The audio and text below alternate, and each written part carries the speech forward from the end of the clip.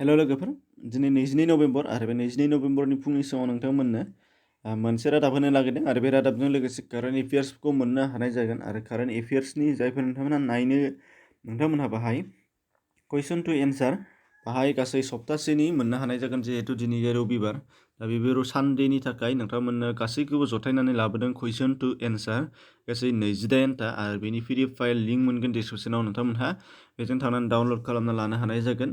दा फैदो बिसिनि सिगां नैबे मोनसे रादाबखौ जों फरायनो लाग्रोनि एबा माबे बेनि सोमोन्दै मिथिनो लाग्रोनि।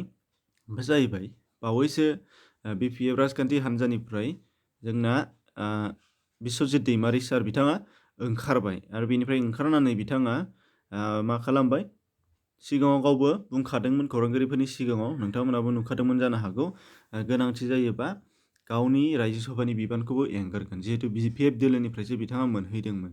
दा बेयाव बिथाङा बेखौबो मैया गावनि रायजो सभानि एमपि बिबाननिफ्राय ओंखारबाय आरो बेनि नोंथांमोननो मोनसे स्क्रिनशट होनाय जादों। दा बेखौ नोंथांमोना नुदों। दा बेनि गेजेरावनो गोबाङाव सावरायलायनाय जादों। दा बे जाहैबाय जोंहा बेखिनि समाव दसे समाव मा होनो जोंनि क'क्राझार ओनसोलनिफ्राय जोंनिफ्राय रायजो सभानि एमपि गैथ'यै जानानै दंसै।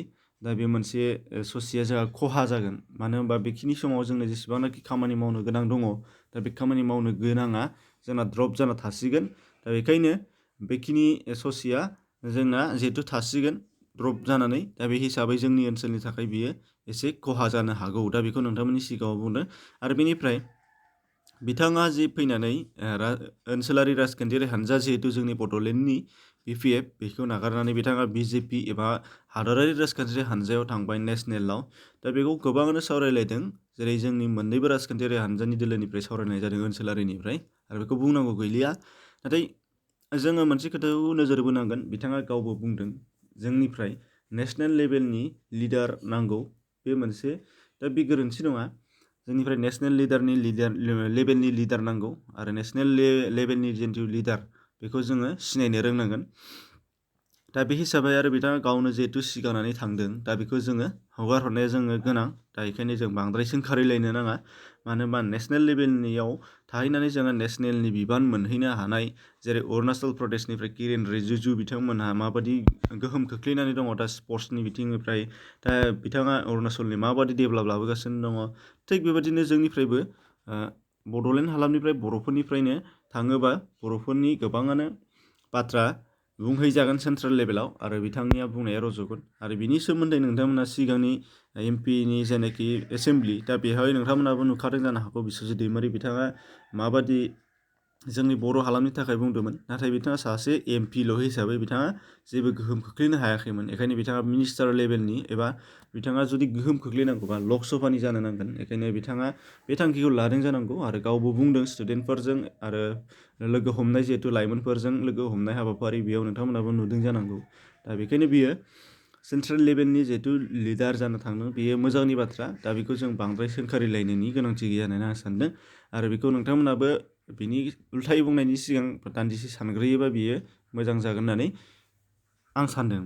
दा बेनिफ्राय फैदो फारि नोंथांमोना नुगोन फार्स्टआव कारेन्ट एफेयार्स हिसाबै प्राइम मिनिस्टार नरेन्द्र मदि बिथाङा counterpart launch RuPay card phase 2 launch खालामदों। रुपे कार्ड फेज 2 लन्च खालामदों भुटानाव बेखौ नोंथांमोनाबो नुदोंमोन। दा बेनि कुइसन हिसाबै बाहाय नुदोंमोन मैया नुदों।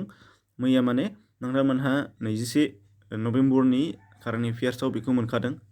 बे हिसाबै भुटान हादोराव इन्डियानि नरेन्द्र मदि प्राइम मिनिस्टारा भुटाननि प्राइम मिनिस्टारजों लोगो लाहैनानै रुपे लन्च खालामहैदों। बेयो जाहैबाय फेज 2 फेज 1आ 2019 बेहाय खालामदोंमोन। बेनिफ्राय कुइसना जागोन हु is the prime minister of Bhutan हमनानै ला बे जाहैबाय लटास शेरिं बिथांमोन। बेनिफ्राय दङ आं बेबायदि थिक मार्क होखादों कुइसन आरो एन्सार हिसाबै। बेनिफ्राय which ministry launch Safai Mitra Suraksha challenge on the occasion of world toilet day. World toilet डेआव साफाइ मित्रा सुरक्षा चेलेन्ज मुंनि मोनसे लन्च खालामदों। दा बिथाङा बबे मिनिस्ट्रिया खालामदों बे जाहैबाय ministry of housing urban affairs बे खालामदों नाम्बार 4नि अपसनानोमोन।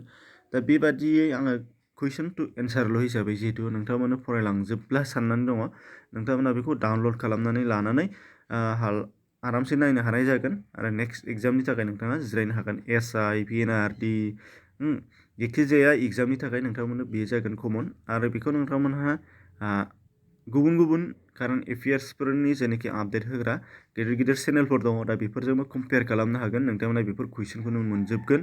दा बेफोरनिखायनो बेयो कमन जागोन। गासै गोबां बुरजा दङ, 28 हालागै बेयाव दङ।